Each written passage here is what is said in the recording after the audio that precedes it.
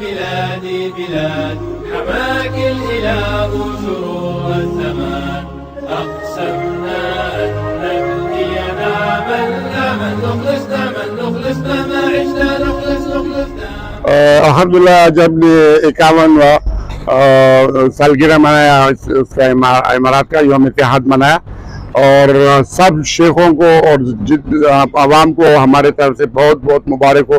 हमें 51 साल से ये मैं इसका चश्मदीद गवाह हूँ और चश्मदीद देखने वाला हूँ और मुझे इधर 60 साल हो गए। अल्हम्दुलिल्लाह बहुत ज़बरदस्त मुल्क है और लीडरशिप बेहतरीन है। अल्हम्दुलिल्लाह लीडरशिप की वजह से ये मुल्क इतना तरक्की कर गया है।